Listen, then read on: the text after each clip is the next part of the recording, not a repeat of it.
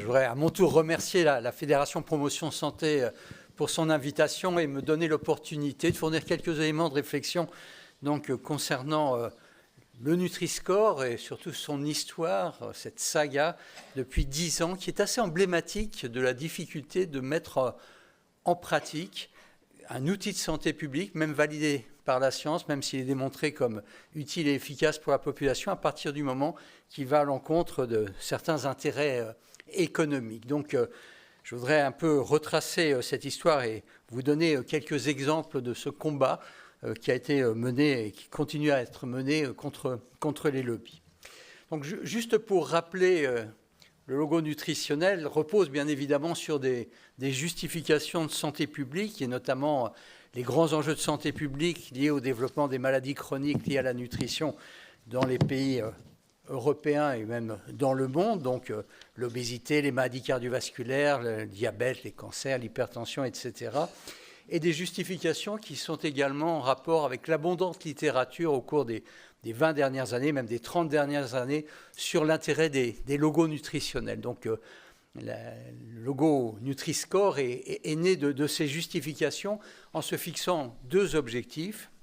D'une part, d'aider les consommateurs au moment de leur acte d'achat à reconnaître et pouvoir juger de la qualité nutritionnelle globale des aliments, leur permettre ainsi de comparer d'un simple coup d'œil, donc de façon extrêmement rapide, les produits entre eux et de pouvoir orienter, s'ils le souhaitent bien sûr, leur choix vers des aliments de meilleure qualité nutritionnelle. Et puis, un deuxième objectif, un deuxième niveau extrêmement important, c'est également de pousser, d'inciter les industriels à améliorer la qualité nutritionnelle des aliments qu'ils mettent à la disposition des consommateurs par des reformulations ou des innovations, leur permettant aussi de pouvoir bénéficier d'un meilleur positionnement sur l'échelle du Nutri-Score. Alors, juste permettez-moi de rappeler un petit peu quel est le schéma conceptuel du processus de décision politique pour la mise en place d'une mesure de santé publique comme Nutri-Score. Ça peut s'élargir à bien sûr beaucoup d'autres problématiques de santé publique, mais on part généralement donc de la recherche qui va fournir des connaissances. Et dans le domaine du Nutri-Score, on dispose de très nombreuses études, plus de 150 études, qui ont permis de valider à la fois l'algorithme de calcul donc, qui sous-tend le Nutri-Score, mais également sur son format graphique, ce qui a permis de démontrer son intérêt et son efficacité. Donc, la recherche fournit des connaissances qui vont amener à des propositions donc, de mesures de santé publique, la proposition de mise en place du Nutri-Score, validée également par les agences sanitaires, le Haut Conseil de la santé publique pour le Nutri-Score, l'ANSES et Santé publique France se sont prononcés, ont validé bien sûr l'intérêt et de l'outil et de son mode de calcul et de son efficacité potentielle. Et ces propositions de mesures de santé publique ont été également portées par la communauté scientifique, notamment par de très nombreuses associations dans des domaines divers, dont la Fédération Promotion Santé, et également soutenues par de très nombreuses associations, donc associations de consommateurs, associations de patients et des ONG, dont le réseau Action Climat, donc de forte mobilisation sociétale soutenant la proposition de mesures de santé publique. Alors cette proposition, ensuite, elle passe sous les fourches codines d'une décision politique qui devrait permettre la mise en place de cette mesure au niveau national. Donc voilà un peu le schéma conceptuel du processus de décision politique qui devrait aller de la recherche à l'action de santé publique de façon linéaire. Mais ça, c'est la santé publique vue au royaume des bisounours, car comme vous vous en doutez, vous le savez bien, il va y avoir énormément d'interférences qui vont agir à tous les stades de ce processus de décision. Et quand on est dans le champ de l'alimentation, alors c'est vrai pour le Nutri-Score, mais dans tous les domaines de l'alimentation, on a en face des poids lourds extrêmement importants. L'Association nationale des industries alimentaires, plus de 16 000 entreprises, un chiffre d'affaires de 180 milliards d'euros par an, 430 000 emplois. La Fédération du commerce et de la distribution, c'est les grands distributeurs, 200 milliards d'euros de chiffre d'affaires, 750 000 emplois, donc ce sont des poids lourds qui vont peser en effet beaucoup en termes économiques et politiques, avec évidemment les nombres d'emplois et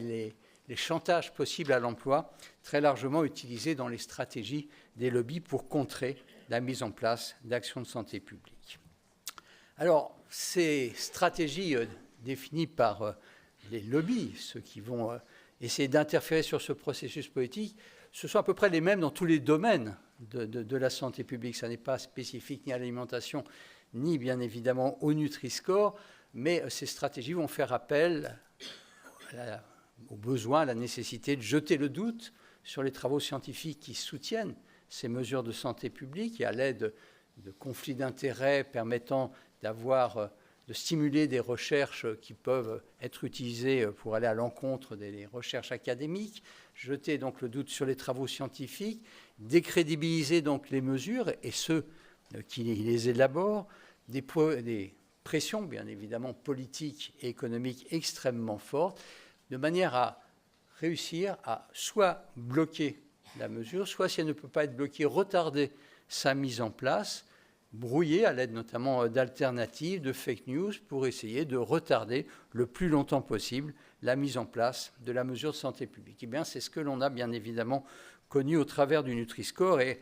en 10 ans, on pourrait passer des heures à raconter les multiples péripéties de toutes ces stratégies utilisées par les lobbies. Je voudrais juste en reprendre quelques-unes pour rappeler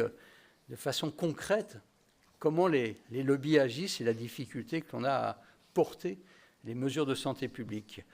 Pour discréditer une mesure de santé publique comme Nutri-Score, au départ, il faut créer des arguments de langage. Alors ça, les lobbies savent bien faire, ils ont d'ailleurs des cabinets spécialisés qui les aident, et généralement, ils font appel toujours au même type de critiques dans leurs arguments de langage qui visent à montrer que la mesure qui est proposée est une mesure plutôt de type liberticide, qu'elle atteint et qu'elle va toucher les libertés. Vous avez ici, par exemple, copie du communiqué de presse de l'Association nationale des industries alimentaires,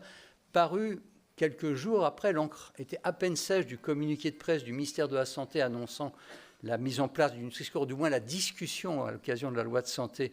du Nutri-Score, que l'ANIA faisait un communiqué de presse et on retrouve tous les éléments communs de langage qui sont utilisés dans ces moments-là par les lobbies. C'est une mesure discriminante, une approche simpliste et fonctionnelle des aliments. Donc on va utiliser pour essayer de décrédibiliser la notion de pastille, plutôt qu'un logo coloriel, pastille de couleur. Ce n'est pas une information factuelle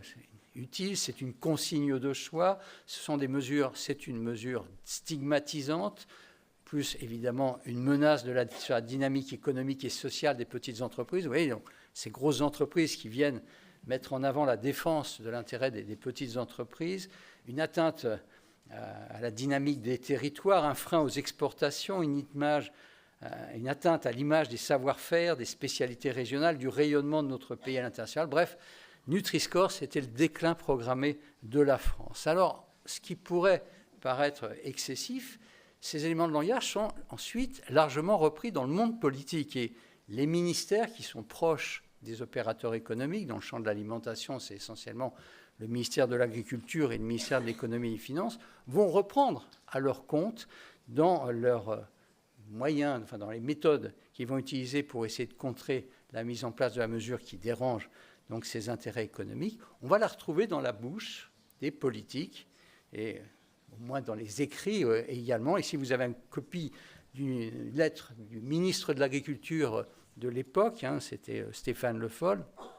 où on retrouve exactement les mêmes éléments de langage. Cette lettre était adressée à l'ensemble des ministres du gouvernement de l'époque. Donc l'étiquetage ne doit pas stigmatiser les produits, ne pas culpabiliser, une piste à écarter, construire par contre avec les industriels et les distributeurs une stratégie commune, et puis la mise en avant de l'éducation qui serait en fin de compte un contrepoids, comme si évidemment ça s'opposait au Nutri-Score. Donc on a réellement ces éléments de langage qui transpirent au niveau de la sphère politique, qui vont être très largement utilisés. Un autre élément utilisé par les lobbies pour discréditer, brouiller les cartes et jeter le doute sur la science, c'est donc la capacité de mobiliser des scientifiques, parfois complaisants, et en les finançant, d'aboutir à voire des travaux qui vont démontrer l'inefficacité de ce qui est par contre démontré comme efficace par les travaux académiques. Et il y a quelques mois, une étude de collègues français, genevois, enfin suisses et québécois a bien montré que si on prend l'ensemble des études qui ont été faites sur Nutri-Score depuis une dizaine d'années, alors ils ont analysé 134 études, plus de 85% étaient favorables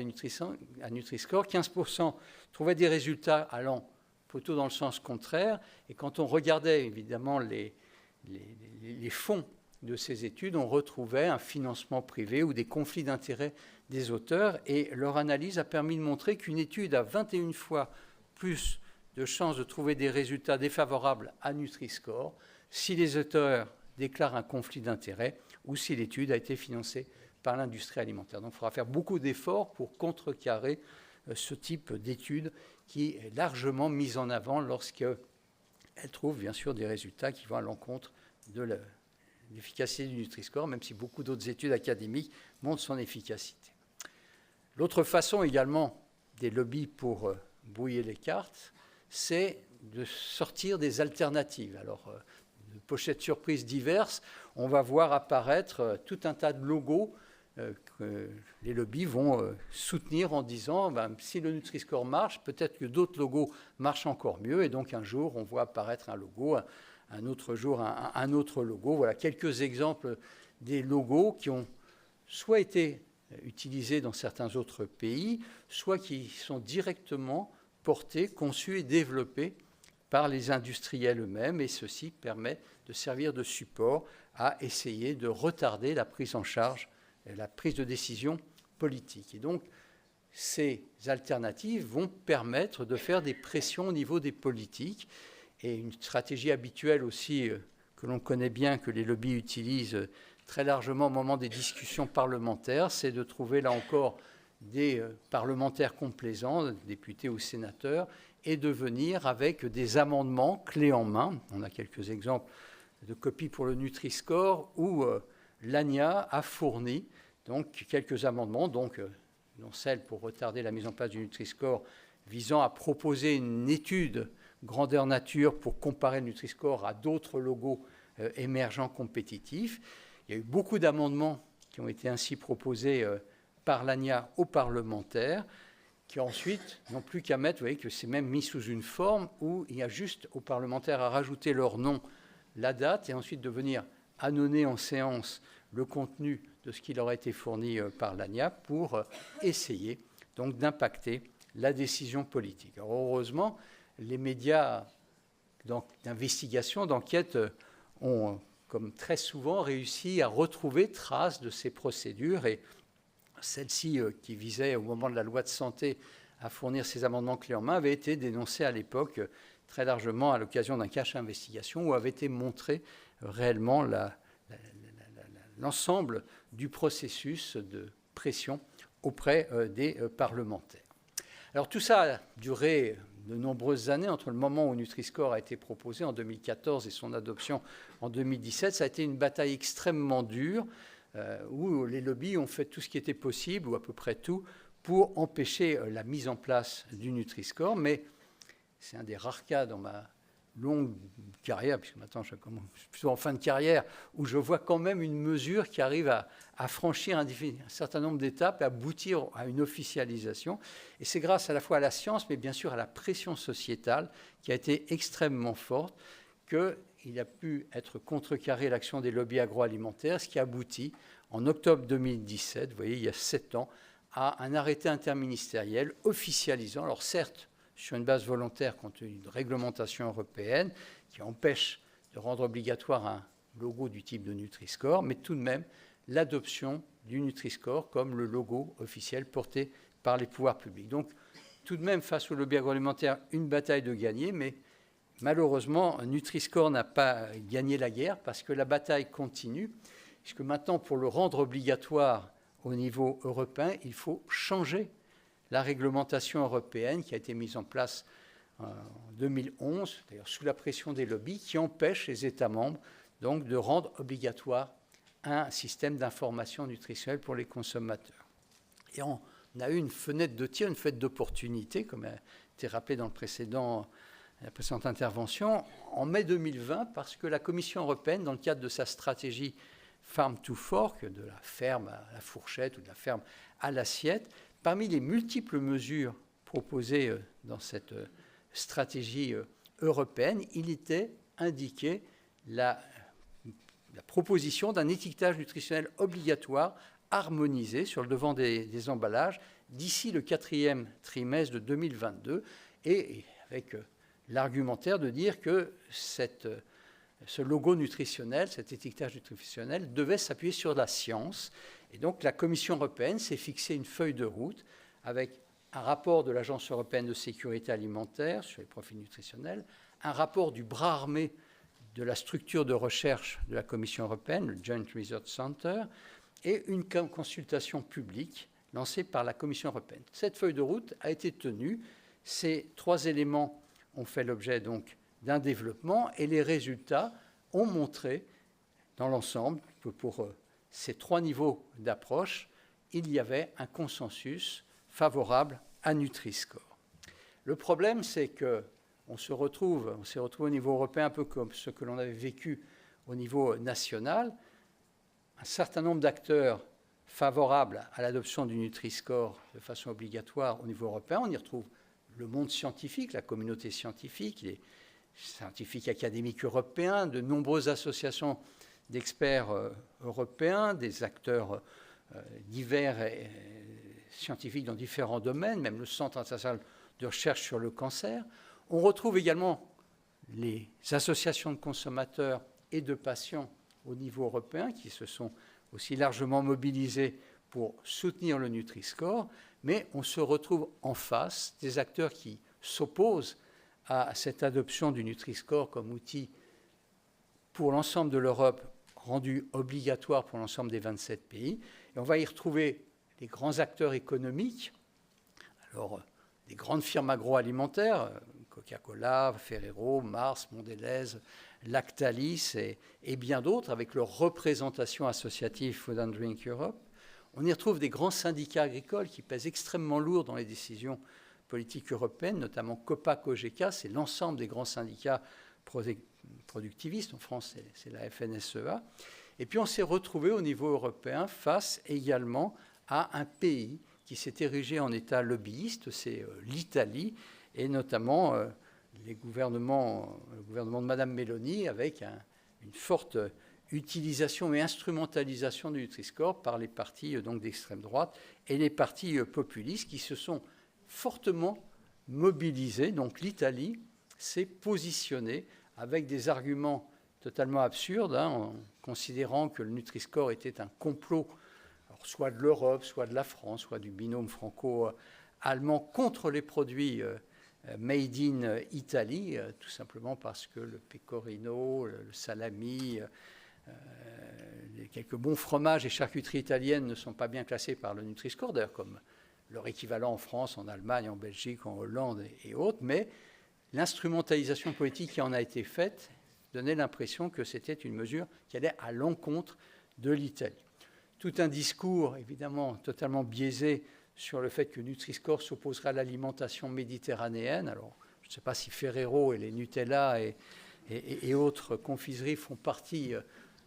du modèle de l'alimentation méditerranéenne. Alors, pour les lobbies, oui, et pour les politiques qui les relaient, oui, peut-être pas pour les scientifiques. Donc, typiquement des fake news dans ce domaine, et comme on a vu en France, l'apparition d'une alternative, un logo incompréhensible et sans aucune base scientifique, proposé par l'Italie et mis en avant comme plus intéressant. Alors ça a pris un tournant extrêmement fort, cette instrumentalisation politique du Nutri-Score. C'est devenu au centre même, enfin, peut-être pas totalement au centre, mais un des éléments avancés par Mme Meloni au moment de sa campagne, au moment des élections, et du ministre de l'Agriculture italien, c'est-à-dire dans les programmes, il était proposé un barrage au Nutri-Score. Et d'ailleurs, on a même vu des partis populistes ou d'extrême droite, ici sont les Fratelli Italia, le parti de Mme Meloni, des manifestations de rue contre le Nutri-Score. Donc un simple outil de santé publique destiné uniquement améliorer la santé de la population devient un enjeu politique très largement instrumentalisé, allant jusqu'à des banderoles et des slogans dans la rue. Alors, on a maintenant une démonstration de la capacité des lobbies à agir, surtout quand ils sont aussi puissants et s'appuyant même sur des relais politiques avec un État. Donc des actions qui sont développées au niveau de la Commission européenne. Il y a quelques mois, Foodwatch, l'association de consommateurs Foodwatch et le Bureau européen de l'Union des consommateurs ont publié un rapport faisant état des comptes rendus, des réunions qu'ils ont réussi à obtenir auprès de la Commission européenne après avoir harcelé la Commission européenne et les procès-verbaux des réunions qui ont eu lieu en 2022 à propos du logo nutritionnel entre les parties prenantes, notamment la représentation permanente de l'Italie auprès de la Commission européenne, des grands lobbies agroalimentaires, Federalimentare, qui est l'équivalent de l'ANIA italien, et les directions générales d'agriculture et santé du ministère de l'Agriculture. Donc on a pu avoir accès à ce qu'on appelle maintenant les Nutri-Score Papers. Il y a eu ce rapport, ça a été repris par un certain nombre de médias dans un excellent article du Monde, et on y voit qu'en fin de compte, sur une période extrêmement courte de temps, et quand on sait la difficulté qu'on a pour avoir un rendez-vous auprès de ces directions générales au niveau européen, on a vu que les lobbies arrivaient à obtenir des rendez-vous de façon extrêmement rapide. En 2022, il y a eu 19 réunions organisées avec la DG Santé, qui a rencontré 17 fois des industries agroalimentaires, alors que les représentants de la société civile n'ont été reçus que 2 fois, et encore dans une des 2 réunions, c'était un événement auquel la Commission participait, mais avec beaucoup d'autres acteurs. On retrouve le lobbying italien intense, donc avec la représentation politique et les grands lobbies agroalimentaires auprès particulièrement de la DG Agri. Et quand on regarde les comptes rendus de ces réunions, c'est tout à fait exceptionnel, extrêmement incroyable de lire les arguments mis en avant. J'en cite quelques-uns. Il n'y a aucune preuve scientifique à l'appui du Nutri-Score. Il y a quand même 150 études, mais elles ne sont absolument pas citées. Donc, Nutri-Score ne serait pas utile aux consommateurs. Par contre, Nutri-Inform, qui n'a aucune étude scientifique derrière, serait la panacée universelle. En fait, il y a 4 études, dont 3 financées par l'agroalimentaire. Et on y trouve parfois des arguments surréalistes, mais qui sont mis en avant. Par exemple, que la consommation de produits à base de cacao provenant de pays du Sud diminuerait à cause du Nutri-Score qui les classe mal, ce qui entraînerait une vague d'émigration africaine en Europe. Alors, ce qui pourrait en effet nous faire tous sourire, on sourit moins quand on voit que du côté de la Commission européenne, c'est enregistré, il n'y a aucune critique sur cet argumentaire, c'est validé comme étant un argument mis en avant par les parties prenantes. Ça marche tout de même, ce lobbying, puisque alors qu'on attendait une décision fin 2022, elle n'est pas venue, et même en 2023, toujours pas de décision. On a même le fait que la Direction générale de l'agriculture de la Commission européenne annonce qu'il ne soutiendra pas le Nutri-Score, et on est dans une situation où il n'y a toujours aucune décision, 2023, puis maintenant 2024, et ça n'est même pas à l'agenda de la nouvelle Commission 2025. Alors, bien évidemment, Bruxelles, c'est un lieu de lobbying extrêmement intense, la Commission européenne. Il y a 12 500 organisations qui sont recensées à Bruxelles faisant du lobbying. 3 milliards d'euros par an de dépenses sur ce lobbying. Encore, ça ne porte que sur 5 000 entreprises, donc moins de la moitié de celles qui sont recensées. Et on estime, ce sont des sources sérieuses, qu'il y a à peu près 50 000 lobbyistes à Bruxelles. C'est plus qu'il y a de fonctionnaires européens, puisqu'ils sont 45 000. Donc, pour le Nutri-Score, on a été capable d'identifier ces différents lobbies, à la fois ceux qui sont derrière et ceux qui sont aux manettes auprès de la Commission européenne, avec des plateformes, des think tanks, des cabinets de lobbying qui sont accrédités auprès de la Commission européenne et qui sont extrêmement actifs. Donc vraiment, du côté de Bruxelles, les choses sont bloquées. Je voudrais, pour terminer, revenir un peu en France pour vous montrer que la bataille du Nutri-Score n'est pas terminée. Vous avez peut-être entendu qu'il y a, comme ceci était prévu depuis le départ, des mises à jour du Nutri-Score qui interviennent en fonction du progrès des connaissances scientifiques et pourraient éventuellement améliorer certaines imperfections qui sont notées du fait du recul qu'on peut avoir sur l'emploi du Nutri-Score.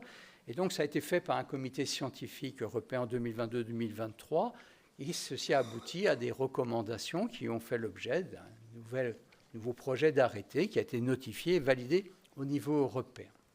Mais évidemment, ce nouveau Nutri-Score ne plaît pas à tous les acteurs, notamment Danone, qui avait fini par accepter le Nutri-Score en 2017, après l'avoir combattu les premières années, et qui, non content du positionnement du nouveau Nutri-Score, qui pénalise plus les produits sucrés, n'a pas trop envie de montrer que, par exemple, sur ces yaourts à boire, là vous avez un exemple du célèbre Actimel qui met en avant plutôt la valeur santé du produit, sur les défenses immunitaires, sur la protection contre la fatigue, sur la capacité antioxydant. Ils n'ont pas trop envie de montrer que ces produits contiennent 13 grammes de sucre pour 100 ml, c'est à peu près, c'est même un peu plus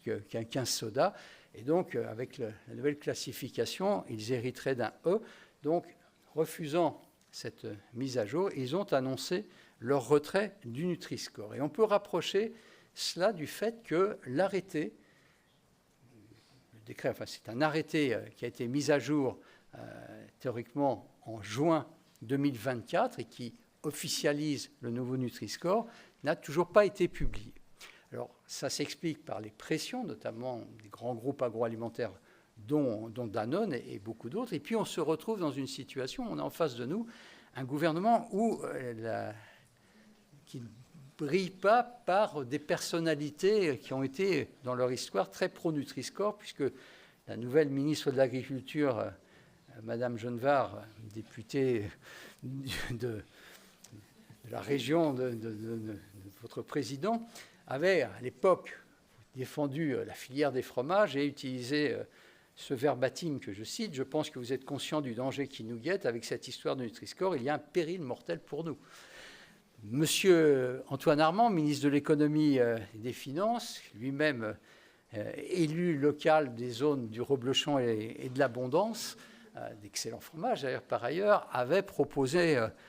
que l'on dénature le Nutri-Score en exemptant un certain nombre de produits qu'il défendait. Et puis le nouveau ministre de l'Enseignement supérieur et de la Recherche, M. Hetzel, avait lui-même également co-signé une proposition de loi visant à exclure les produits AOP et IGP du Nutri-Score. Donc on est dans un climat qui n'est pas très favorable. Qu'est-ce qu'on peut faire pour essayer de pousser les choses? Eh bien, c'est toujours la mobilisation sociétale et l'intérêt qu'il y a eu ces dernières semaines, c'est que les médias se sont emparés de cette problématique, que ce soit les médias télévisés, la grande presse, Mediapart, Le Monde, etc., les radios, et ont mis dans le débat public ces difficultés, ces blocages. C'est toujours intéressant puisque ces derniers jours, les ministres ont quand même fini par annoncer que l'arrêté va être publié, ce n'est qu'une question de jours. Alors, dans la bouche d'un ministre, il faut toujours s'en méfier, mais c'est déjà un progrès parce qu'on était bloqué complètement, et c'est vrai que la pression, là encore, sociétale, notamment des médias, a sûrement été efficace pour mobiliser les politiques. Et dernier point que je citerai, parce que c'est vraiment l'actualité, vous savez tous qu'on est en discussion du projet de loi de financement de la sécurité sociale, et puisque le Nutri-Score n'est pas rendu obligatoire au niveau européen du fait de la pression des lobbies, en discutant avec des parlementaires, nous sommes arrivés à ce que des amendements soient proposés, plutôt transpartisans, pour rendre obligatoire le Nutri-Score en France, quitte à aller à l'encontre des règlements européens et à s'exposer à un contentieux. Il y a eu un avis défavorable du gouvernement. Vous savez tous aussi que le gouvernement, jouant sur les délais, a transmis au niveau du Sénat l'ancienne mouture du projet de financement de la sécurité sociale, ce qui a permis de faire disparaître les amendements gênants, dont ceux du Nutri-Score, parmi beaucoup d'autres. Et là encore, on espère, par les pressions médiatiques, puisque ceci est rentré aussi dans le débat médiatique, il y a eu beaucoup d'articles, beaucoup de presse ces derniers temps, et par la mobilisation aussi des scientifiques, puisqu'une pétition, une lettre ouverte, suite à une tribune qu'on a fait passer dans Le Monde, a été lancée pour que les scientifiques et les professionnels de santé appelle le Premier ministre à rendre obligatoire le Nutri-Score. À ce jour, il y a déjà plus de 1350 signataires et plus de 37 associations, dont la Fédération Promotion Santé. Et donc, au total, de ce que j'ai rapidement passé en revue, je voulais